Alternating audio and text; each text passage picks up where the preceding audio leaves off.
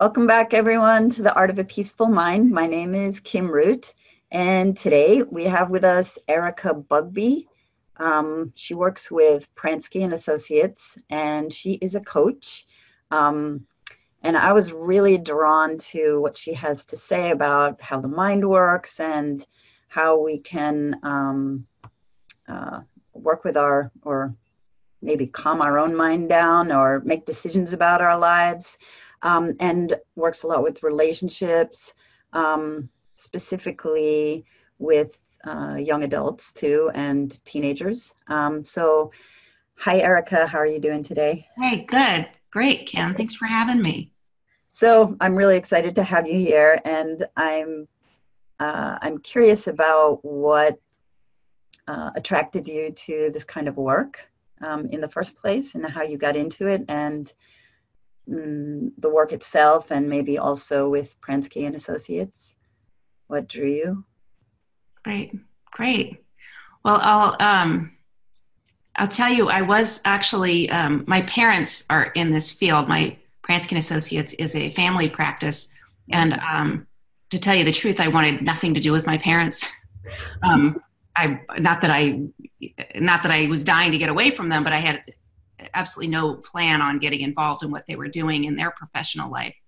But as it happened, I went from being a very happy-go-lucky, easygoing kid to all of a sudden hitting my teen years and just becoming this kind of dark, overly sensitive, angry little person almost overnight. And it lasted almost 2 years. And I just it was interesting because I was involved just in a bad crowd and drugs. There was just a lot going on. I was suicidal. All my friends were suicidal. And things got bad enough where I was desperate enough to ask my parents for help. Because up until that point, I really didn't talk to them because they seemed happy and therefore couldn't relate to what I was going through. So I felt a little bit on the outside. And but at any rate, to fast forward a little bit, I reached out. I had about a 5-minute conversation with my dad, George Pransky, and even though I wrote off what he was saying in that conversation, it kind of stuck with me. Just a few things that he said about how people's minds work, and I thought, well, that's not how my mind works. And then after a few days, kind of rolling my eyes, I kind of thought, well, actually, he might be right, and it opened up my mind to a completely different way of seeing what was happening to me and it started to make sense of what was going on. And I started to feel more normal than weird. And it stopped looking like everybody else had it together except me. Mm.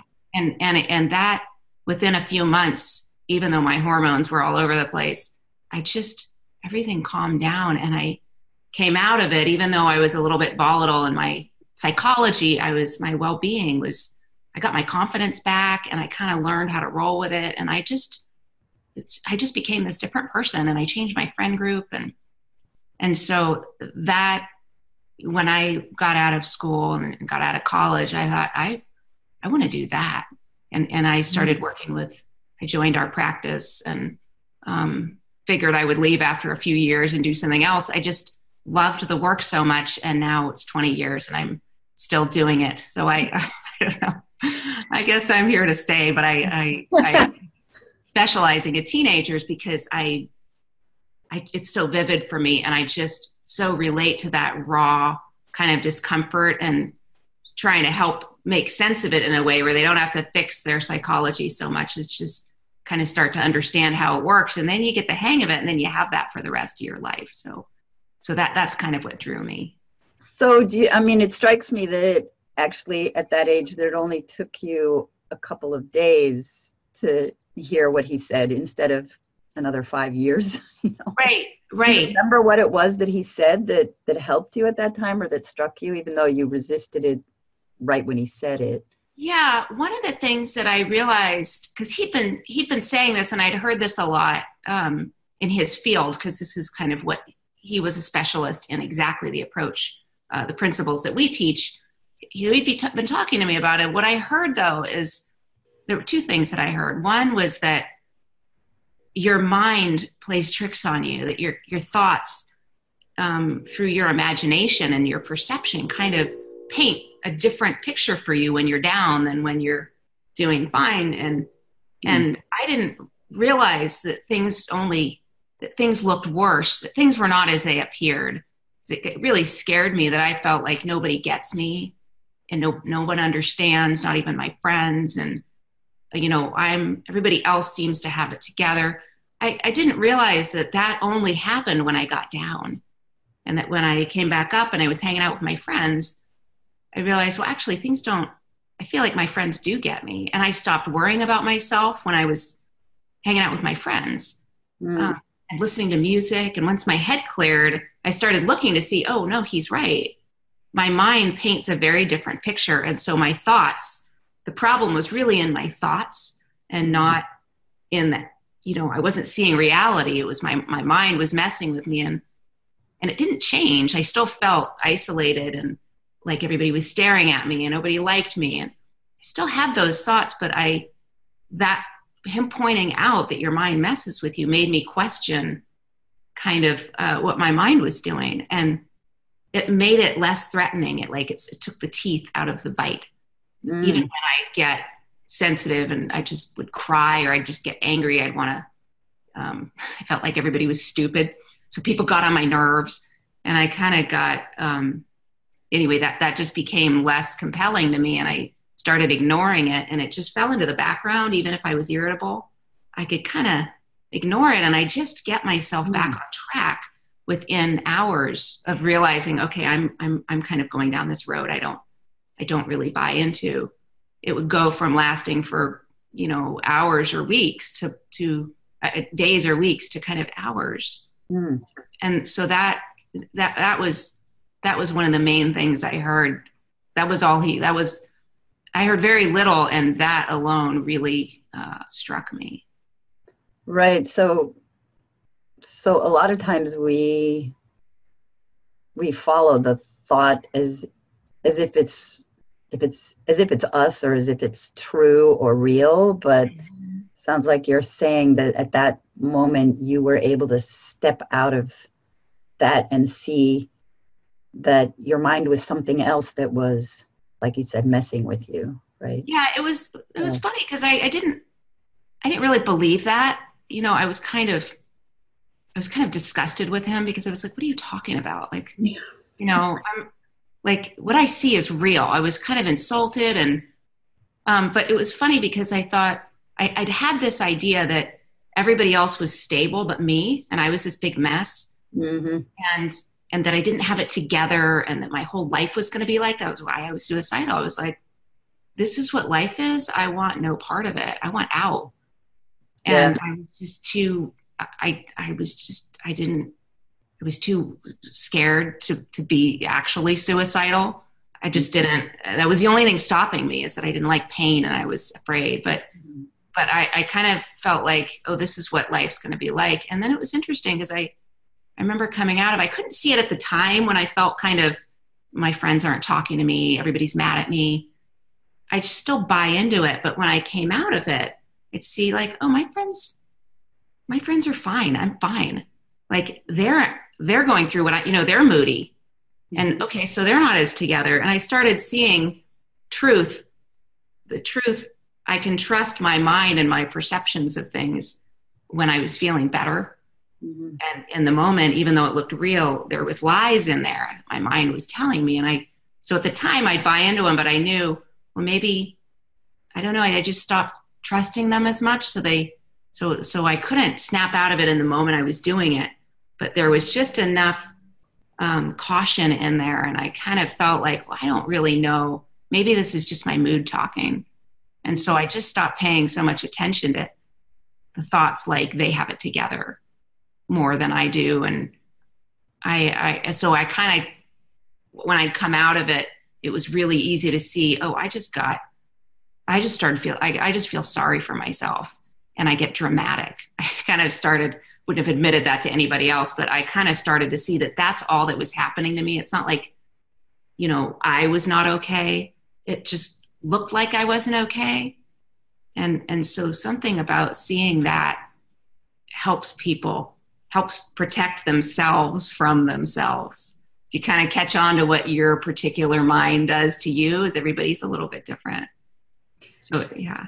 Yeah. So, I mean, of course, I remember going through a similar thing. And when you feel that way, you feel really alone and as if you're separate. Because if nobody understands you, it means you must be separate. Right.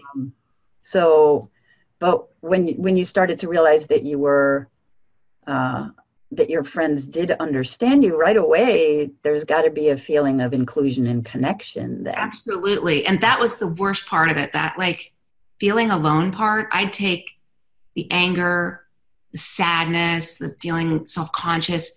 I'd take any of that over the alone part. I just think, and I find that in my clients, people would rather feel anything but alone. And that's one of the things that I heard is, in my work, we call this the principle of mind, is that there's this system operating in everybody. So everyone's going up and down. And when everybody goes down, they feel alone and they feel like everybody else has it together but them, and nobody likes them. And they're, it's going to always feel this bad. Just there was something comforting about, and I started to see that. I remember my friend Kelly, hopefully she's not watching this. I remember her a few days after that conversation. I thought, no, everybody else does have it together. And then I remember she didn't go to school one day and didn't call me and tell me, which was weird because we were on the phone. Like I knew everything about her. And I realized, sometimes she kind of falls off the radar for a few days and gets kind of a little bit more withdrawn, and I used to think she was mad at me, and I thought, okay, no, she just gets like that. And I give her space, and I realized, that's her. She goes down too, and gets withdrawn. And I just, there was something comforting about the fact that what was happening to me was just a human ebb. There's an ebb and a flow in our kind of how we feel in life and how things appear. And the fact that everybody was going through it stopped making me alarmed about what it looked like, what my version looked like, and how bad it felt. It just was very comforting to see, everybody else is a mess too sometimes. Even half the time, it just made me stop feeling alone. Right. That makes a huge difference. Yeah. So, if somebody is going through that, like say some of our viewers are going through some of that, whether they're teenagers or not, because we go through it at other times too. Is there something that you would say to them? How would you help them other than, maybe the few things that you remember what your dad said? Right. Well, one of the things a few of the things that I've seen about teenagers is, and I like talking about teenagers because they're just a louder version of what everybody else's psychology is doing.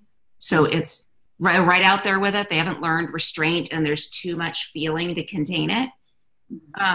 There's a few things about people. One is that, teenagers especially, for parents of teenagers, it can be very alarming to see how volatile they'll get, and how extreme, how angry, how self-involved, how hostile, mean, or withdrawn, or overly sensitive. And one of the things that put my mind at ease is, okay, teenagers are not just small adults.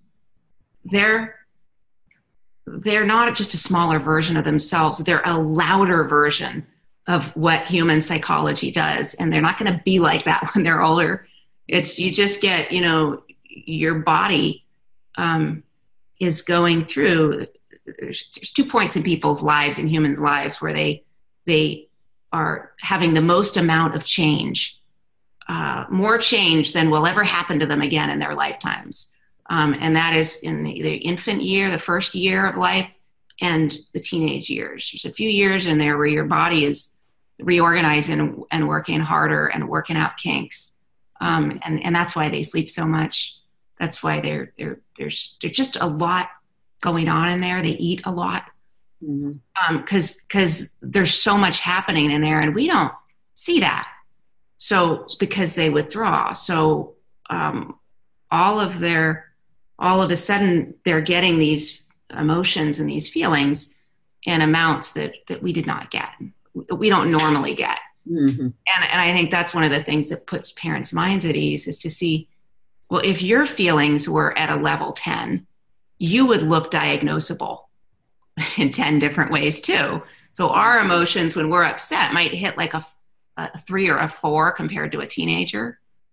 Theirs will hit 9 or 10 in terms of how alone, how desperate, how insecure and awkward they feel. Mhm. So if you want to experience awkward, sit down with a teenager and try to have a one-on-one conversation with them. Yeah. Because oftentimes you can cut their discomfort with a knife, just having them have to sit and engage with somebody they don't want to. And I think that's one of the things that parents freak out about is, oh, this is what they're going to be like. No, I think if we were hit with that amount of emotion out of the blue, emotions we'd never had in amounts we'd never had, and we had no coping skills because we were just resilient in the moment as kids, we would be that much of a mess too. Mm-hmm. So that's one of the things, is to understand messy is the name of the game in terms of mood swings. There's an ebb and a flow in how we're, our well-being, and the quality of your psychology and your communication skills are tied to that ebb and flow and how you're doing. So when they're in a bad mood, they're doing terrible on the inside, and they have horrible communication skills. They're going to be self-involved and hostile and ungrateful. Mm-hmm. That's what having supercharged feelings coming at you at 100 miles an hour is going to look like. So that's normal. It's normal for us. It's just a lot louder for them, and it can be very off-putting for the people around them. Yeah. So that's one of the things that the normal part of it, and the making, not feeling like they're going to be like that permanently and that there's something wrong with them. That's how our minds work. It's just there's like a megaphone attached. Mm-hmm. Yeah. I mean, I can remember being, my emotions going up and down to the point where it seemed like I was laughing and crying at the same time. Right. And I also remember acting out, I felt like you can't see me, so I just want some attention, or I don't think you could possibly understand me, but, so I'm going to show you how lonely I am or something. Yeah, because I was confused. Absolutely. And you want to connect. That's one of the other things about teenagers, in addition to the volatility is the name of the game for them, is normal. It's that they're actually trying to stabilize. And one of the ways that people stabilize, us too, is when we get irritated, there's things that we do, like explode. Mm-hmm. We vent. We get very into the drama. We really get into it. If you want to have an argument, you'll follow somebody into the next room. You're just like, and you're really, that helps us either blow off the steam, or trying to kind of engage somebody. That connection helps us stabilize. It doesn't do good things for the other person. Mm-hmm. But it shows there's an intelligence in there. There's a stabilizing force that's operating in everyone, and they are trying to stabilize. They do have that guidance of, okay, here's what to do. That's why they're so drawn to video games and Snapchat and listening to music or skateboarding. There's things that they know their minds are just being with their friends. They'd rather be with their friends doing anything than being at home. Mm-hmm. So because that's where their head clears. So their mind, while it's got this kind of up and down, it's also got this intelligence that we're connected to, that feeds us ideas about how to relieve the tension, and being dramatic or exploding is one of the ways of doing that. So it puts parents' minds at ease, puts our mind at ease to see, okay, separate from the shame of what we just did to somebody and what a horrible person we feel like, mm-hmm. it did its job. did stabilize us. And there's something comforting to people to see that's human nature. That's the best answer we have for how to get out from under these feelings. Because if you just sat in it, we would go out of our minds, and we're professionals. But if I had to just sit in the feelings, if we had to sit in those feelings, we would go crazy. So there is an intelligence operating in teenagers, and there's an intelligence operating in us. It's a little hard to see, but once you start seeing, that there's an intelligence behind that raw, the venting or the trying to pick a fight, it's a little bit more, it helps make sense of what's happening and see, okay, they must be feeling really bad inside to be hostile, to be picking a fight and creating discourse in their life. Nobody wants that. So that little bit of understanding helps people make sense of it and get out of the way. And also understanding that it's not a forever thing.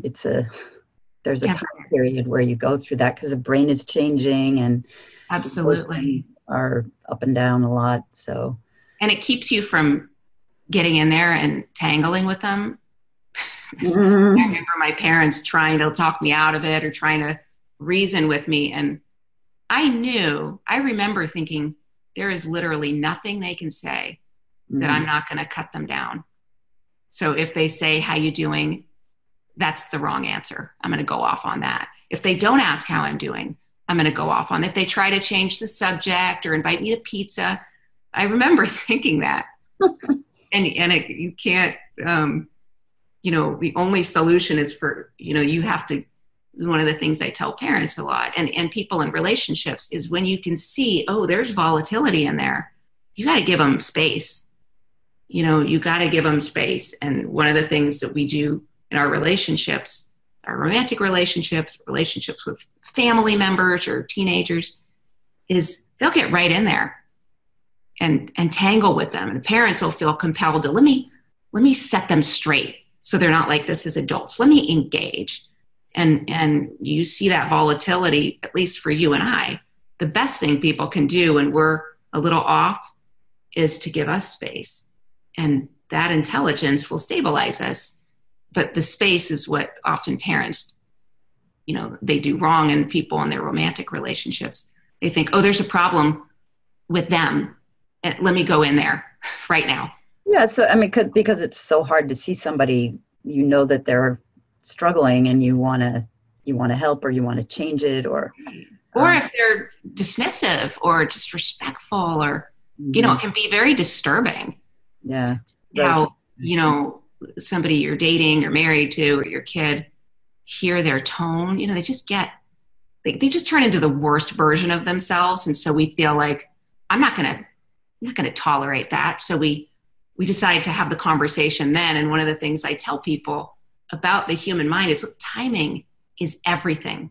Timing is either your friend or your enemy. If you don't see that their psychology is going up and down all the time, if you don't see that, you'll engage exactly at the wrong time when they're low and things are the worst. Your communication, their personality. You give it you understand, okay, they'll come back up and stabilize. They'll calm down. Everybody does. Once they're calm, then you engage. If you don't get that, people generally, I find most people have to come to me because they're engaging exactly in the lows and they don't wait for things to settle enough to reach out and have kind of a heart to heart and have a conversation that actually goes somewhere where their personality is all of a sudden they're reasonable. They care again. When they're low, when we're low, we don't really care. We're nice people. When we get tense or stressed, we just don't care about other people, even the ones we love, because we're busy trying to get ourselves from capsizing. We have to kind of, go inside and be kind of all hands on deck for ourselves. So it can be a little disturbing from the outside. Right. So, of course, as a yoga teacher, I help people to find a way to find that quiet place inside. And allow all that stuff to be chattering on the outside. But it's, I noticed that people, when they can come when they're younger and they come when they're older, but in those teenage times, it's really difficult even to do what they knew how to do before, and they can learn later. So I was really drawn or interested in a video that you did on one of your blog posts, called, I'm just going to read it, from a life of restlessness to a life of fulfillment. There's more to the title, but there was a lot in that I was caught by. I wanted to keep writing quotes that you said. One of the things you said at the end of one of them that I thought was really great is, as a human being, you are born with the ability to find meaning in everything. In that one, I think you were talking about the finding meaning in your life, and how that brings us peace. Right. Yeah. And the other part of that is that, when we're not when we're not feeling peace of mind and we're kind of agitated or insecure, your mind does not stop making meaning. It makes meaning down there too. Your imagination is like, it's active 24/7. Just so when you go to sleep, it has just as big of a life when we're sleeping, and we're supposed to just be resting. So that, that's happening all day long too. And that's one of the things that scares people, is you can look at your life and feel like, I'm so disappointed at where I'm at. This is not where I thought I would be at 47. And, I don't have enough time to do anything. I just like wasted the whole thing. And, people are watching me and I'm embarrassed and ashamed. Your mind, when people get insecure, their mind will make meaning.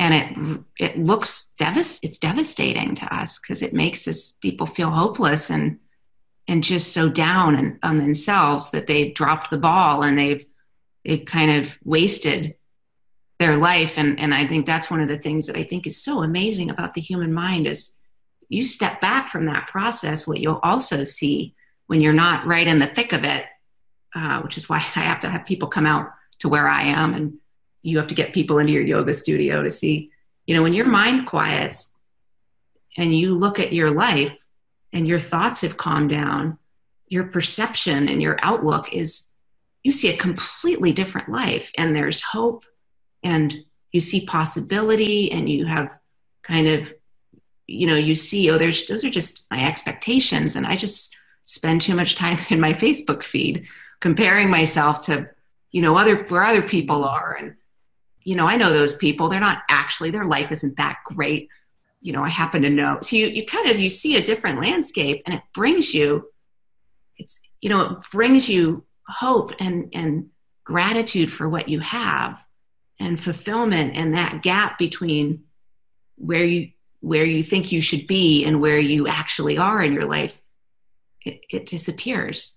You see your ideas as just, that's my pride or my ego, or it's a part of my mind that I'm not interested. Like, look at what I have. It's different than what I thought I was going to have at 47, but I wouldn't trade this life for anything. And I'm grateful for my mistakes, because they brought me this. And so you just, that we don't have to create meaning. It just appears if you have the understanding enough to let your mind be a little bit fluid, let this nature behind life, the energy, kind of restore your outlook. So you calm down a little bit. You look out at your life, and your eyeballs will see meaning, and you'll see things like gratitude, and you'll be comfortable with who you are and feel a really different relationship to your life, because you're seeing a completely different landscape, and you don't have to talk yourself into it. It just, it just appears. And that, the meaning and the fulfillment, it just, it happens for us naturally when our minds settle down, and knowing that brings people comfort, even when they're in the insecurity, to know, okay, this is just a trick of the mind, and that my confidence in myself will come back when I stabilize. Mm. Yeah, I guess there was something else that you had said. That's just a very simple thing, but it brings up. Well, anyway, it's not what you're. It's not what you look at, it's what you see that's important. Right. So just with that little idea, you can change any circumstance into something else. Right. And into a wonderful thing, or see, first you're seeing it as what we think is reality, if this makes sense from what right. Right. What we think is reality. This is just reality and how it is. Don't you see it? Right. But what we're seeing, we can switch the way that we see it. Absolutely. And to know, just even if we can't, I remember one time I was working with this client who was in the middle of a transition between careers and was having this kind of classic midlife crisis. And I said, it's possible that things could look different, when you're feeling different.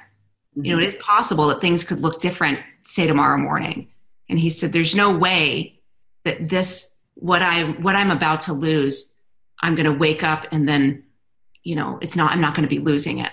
So I don't see how it could look different. And it was so interesting because, people come up for 4 days. So I think this was on day 2, and he comes back and he's laughing and he's like, I saw what you're talking. I'm still losing everything, but I have a different level of peace about it. I'm kind of at peace about it. Some things, I think it's better if I lose it. I just got into the fear of nothing's going to replace it. I'm just going to be in my life, but with this void and holes. And he was so convinced. I thought, well, I don't have to convince him, because the truth is, the truth of what I'm saying, there's more truth in what I'm saying than what he's saying. So time was on my side. And I think that's what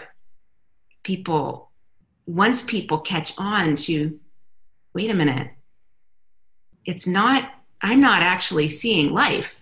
We just see our version of life, our momentary made up version of life. It's really our imagination's version of life, moment to moment.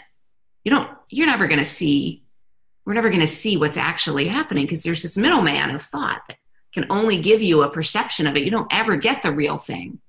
Mm-hmm. And as it happens, the better we feel in terms of our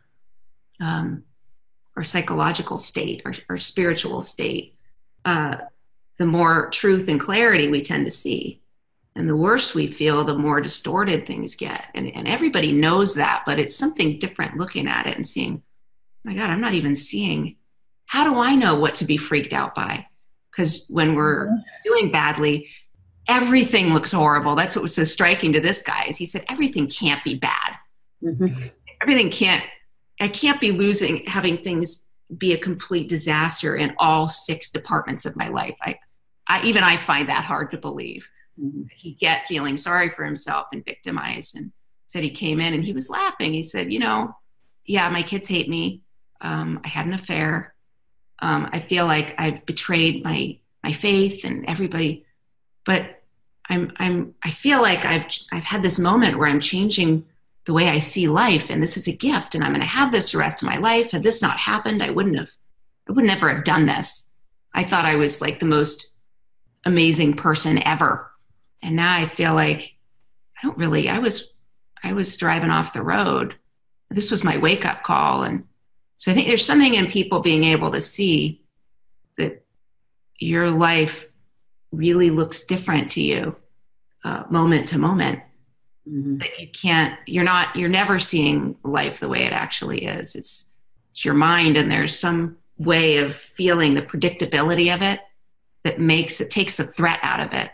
So that, how you have something go wrong in life, and then something else goes wrong, and then like a third thing goes wrong. And at some point you're kind of like, all right, I was feeling victimized. This is ridiculous. kind of at some point you're like, okay, I'm just having this this is just what's happening. There's some way in which we have this shift of, I don't think somebody's doing this to me. I think this is just my day to have one of these. So you stop making it look like, somebody up there hates me. And it starts just looking like almost like a humorous. I think that shift in, all right, I'm not going to keep building a case. I just have to kind of roll with it. And I guess this is just how my day is going to go. And there's something in that kind of humility and realization that life is just happening. And this is one of the ways it goes, is things happen in fours. Mm. Or I'm looking for things to go wrong. You can you're looking for that. How else am I a victim? I think once people catch on to, oh, they're building a perception, we're actually building a perception, it helps us get a little bit of distance and see, oh, I have something to do with how victimized I feel. I'm not sure I'm actually victimized. I think I'm making that up. Mm-hmm. So it's something in being able to see that we're the ones creating the perception and then buying into it, that helps people catch on to that system and feel more confident that things are not as they appear. So even when things look bad, it's not so threatening. It's not so scary. Mm-hmm. It doesn't last as long because you're not buying into it the way that you used to. Right. So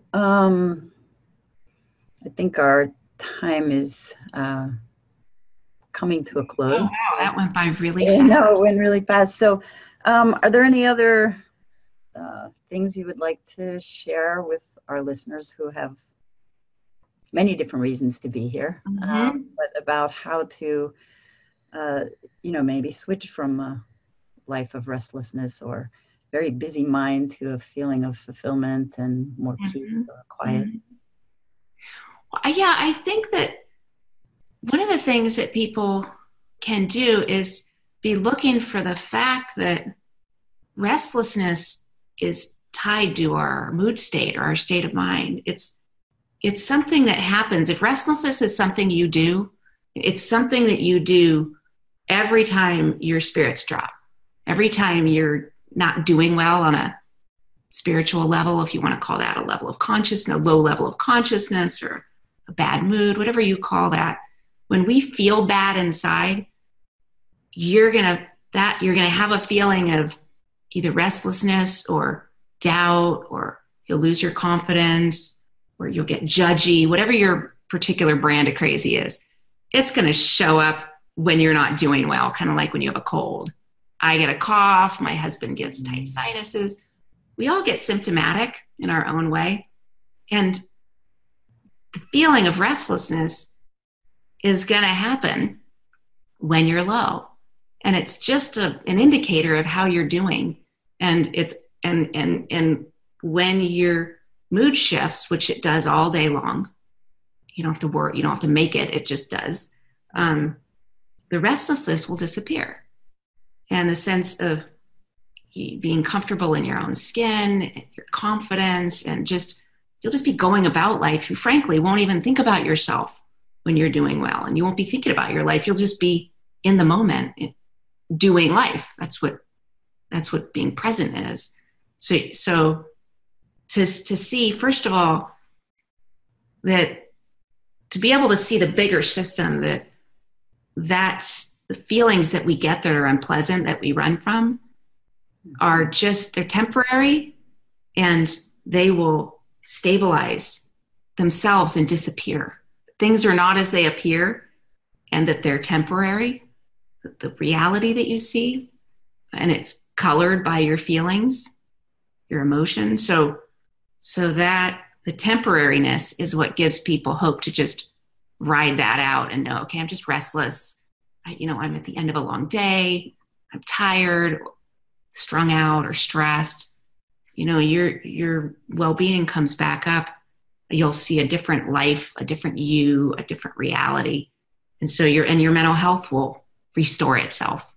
Mm-hmm. So knowing the temporary nature and the fact that things are not as they appear, that's what will help people. You're probably not going to be able to see it when you're in your funk, but when you come out of it, to be learning about that's how your mind works, helps people see how predictable your mind gets and how it freaks you out predictably every time you tank. Just think about being able to reflect on where we go and see the predictability of it. Helps people, they just become more graceful and more fluid once they see, oh, here I go. This is how I do it. I get victimy. When I'm not doing well, I get victimy. And next time you get victimy, you'll know, oh, okay, I'm in a funk. Just like you can see that in your family members or somebody you're in relationship with, when they're crabby and you just wait them out and then they're fine. That's how we are. We just, doesn't look like us that's going through something. It looks like life. And everybody else, it's them. But us, it looks like life. And that's just something that's invisible. That's why it takes us getting people out of life to see a bigger picture. You have to contain them in a room. I have to contain them in a room because it's really hard to see. Right. And then you can start to feel about, or they can start to feel, we can start to feel about that there's a rhythm to life, and it does go up and down. It makes people more hopeful, and it just makes life stop being scary because order will be restored as soon as I have it, my head clears. So then it's just a function of, okay, let me clear my head. It's where you come in. In the yoga studio, people they go from having, becoming feeling like a mess to all of a sudden, oh, I got this. I handle this. So like a different version of you comes out, and you want to understand where that comes from so that you can find it. And once you find it, then you figure, I don't know what I'm going to do about this life, but I'll clean it up when my head clears. And so it gives people hope and confidence, even when they're a complete mess, to know I'll have to handle this when I'm more qualified. And that might have to be tomorrow or in a couple of days when I can get away from things. Right. So thank you very much. This was great. I really enjoyed it. Yeah. So would you like to share about your gift that you have for people? I think you have one, right? Yeah, I do. And this is the theme of the title, is the 5 of the most common mistakes that parents of teenagers make. And they're, and basically I'm just talking about kind of the implications of how people work and how teenagers' minds work in a way that I think you'll all be able to see once you're paying attention to these certain elements. One of them, for example, is to be able to giving them taking a leadership role in terms of your own being a little bit calm and neutral, so you can see when you need to step out of the mix and when you need to do your parenting. This will apply to relationships of any kind. There's just some basic fundamentals that we know that we do in the relationships we handle gracefully, with our friends that we're still tight with, and the people that we're not close to or that we have a lot of tension. These are things we're probably missing. So it's it really applies to any relationship. It's just a little more visible with teenagers, and it's so at any rate. So that's what my free gift is talking about, and it's gives you a little bit of a sense of the application and the practical side of what we're talking about. Okay, great. So we'll have a link for that here, and thank you so much for being here with us, and thank you to everybody who's been listening today, and have a great day, and we'll see you next time. Bye. Great.